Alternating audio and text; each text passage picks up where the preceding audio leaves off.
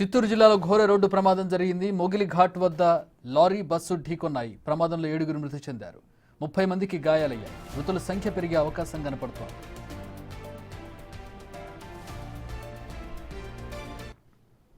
ప్రమాదంపై సీఎం చంద్రబాబు దిగ్భ్రాంతి వ్యక్తం చేశారు. ఘటనపై ఆరా తీసిన సీఎం సహాయక చర్యలు, బాధితులకు అందుతున్న వైద్య సాయంపై అధికారులను అడిగి తెలుసుకున్నారు.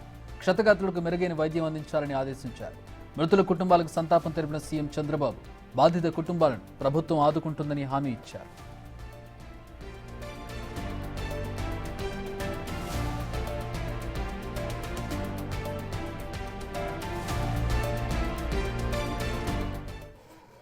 చిత్తూరు జిల్లా మొగిలి ఘాట్లో ఈ ప్రమాదం జరిగింది. 2 లారీలు, ఒక బస్సు ఢీకొన్నాయి. 7 మృతి చెందారు. 30 మందికి గాయాలయ్యాయి. మృతుల సంఖ్య ఇంకా పెరుగుతున్నట్టుగా తెలుస్తోంది. మా ప్రతినిధి దామోదర్ జాయిన్ అవుతున్నారు. ఘటనకు సంబంధించి మరిన్ని వివరాలు తెలుసుకుందాం.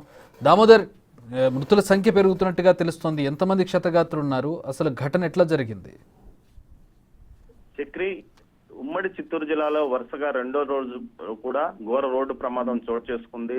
రహదారులు రక్తమడుతున్న పరిస్థితి ఏర్పడింది. ముఖ్యంగా తిరుపతి నుంచి తిరుమల శ్రీవారి దర్శనం చేసుకుని నుంచి వెళ్తున్న Alipiri Tirumala to Bengaluru bus Mogili ghat road లో, బంగారుపాలెంలోనే మొగలి ఘాట్ రోడ్ లోనే ఇటు నుంచి వెళ్తున్న సమయంలో ఏదైతే పలంనేరు వైపు నుంచి ఇనుప కమ్మీలు వేసుకొని వస్తున్న లారీ ఒకటి అత్యంత వేగంతో వస్తూ మలుపు వద్ద వాహనం కంట్రోల్ కాకపోవడంతో అటువైపు నుంచి ఏదైతే జాతీయ రహదారిలో ఉన్న డివైడర్ ను అటువైపు నుంచి ఇటువైపుకి వచ్చి బస్సును ఢీకొంది. దీంతో వెనక వైపు నుంచి వస్తున్న మరో లారీ ఈ బస్సుకు తగిలింది. మొత్తం మీద 2 లారీల మధ్య బస్సు చిక్కుకుపోయింది. ఈ ఘటనలో ముందు వైపు ఏదైతే ఇనుప కమ్మీల లారీ వచ్చి వేగంగా ఢీకొనడంతో బస్సులోని ప్రయాణికులు తీవ్రంగా గాయపడ్డారు. ముఖ్యంగా 30 మంది గాయపడగా 7 మరణించారు.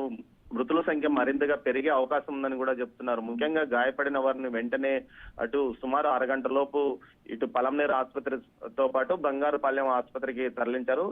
స్వల్ప గాయాలైన వారిని బంగారుపాలెం ఆసుపత్రికి, అదేవిధంగా తీవ్ర గాయాలైన వారిని పలంనేరు ఏరియా ఆసుపత్రికి తరలించారు. అయితే అక్కడ కూడా పరిస్థితి విషమంగా ఉన్న వారిని బెంగళూరు, అటు చిత్తూరు ఆసుపత్రికి తరలించడానికి ఏర్పాట్లు చేస్తున్నారు. మొత్తం మీద ఈ ఘటనకు కారణం వేగంగా మలుపు వద్ద వస్తున్న ఇనుప కమ్మీల లారీకి సంబంధించిన డ్రైవర్ వేగంగా వస్తూ లారీని కంట్రోల్ చేయలేకపోవడం వల్లనే ఈ ప్రమాదం చోటు చేసుకుందని తెలుస్తుంది. మలుపులో వేగంగా వస్తుండడం వల్ల కంట్రోల్ కాకపోవడంతో అటువైపు నుంచి ఏదైతే డివైడర్, జాతీయ రహదారిలో 4 వరుసల రహదారి ఉన్నప్పటికీ అటువైపు నుంచి డివైడర్ ను ఎక్కి బస్సును ఢీకొంది. ఈ బస్సు ఎక్కుతున్న సందర్భంగా కొంత స్లోగా వెళ్తున్న నేపథ్యంలోనే బస్సును ఢీకొనడంతో ఈ ప్రమాదం చోటు చేసుకుందని తెలుస్తుంది. దీనికి సంబంధించి పోలీస్ అధికారులు, అదేవిధంగా రెవెన్యూ అధికారులు, ఫైర్ సిబ్బంది ఘటనా స్థలానికి చేరుకొని మృతదేహాలను బయటికి తీస్తున్నారు. దీంతో పాటు గాయపడిన వారిని అంబులెన్స్ ద్వారా అటు పలంనేరు, బంగారుపాలెం ఆసుపత్రికి తరలిస్తున్నారు.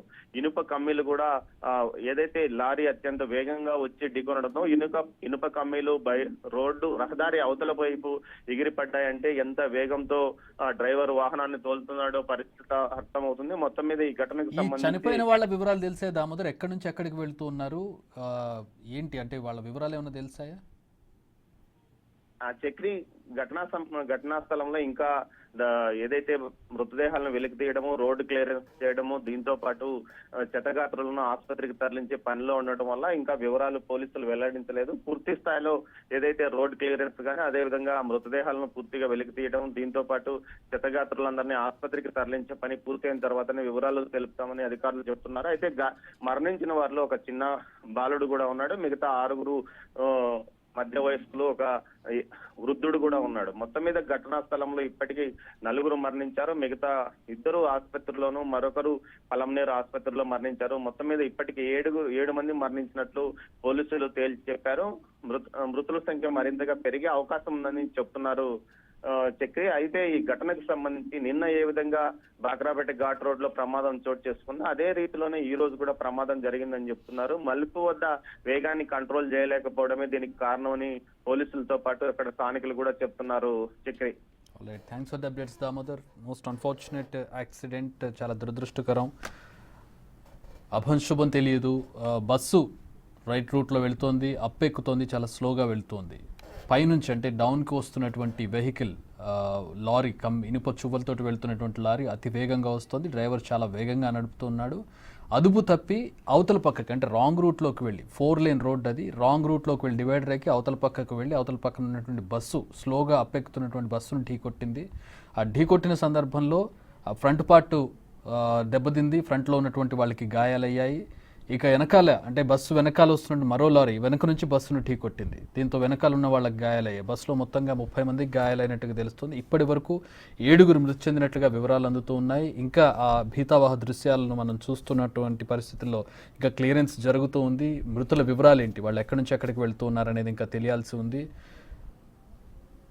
ఒక డ్రైవర్ తప్పిదంతో పూర్తి స్థాయిలో మొత్తం ఈ ఘటన అంతా కూడా జరిగినట్టుగా మనం అర్థమవుతుంది. మనకి ఇక్కడ మృతుల సంఖ్య ఇంకా పెరుగుతున్నట్టుగా తెలుస్తోంది.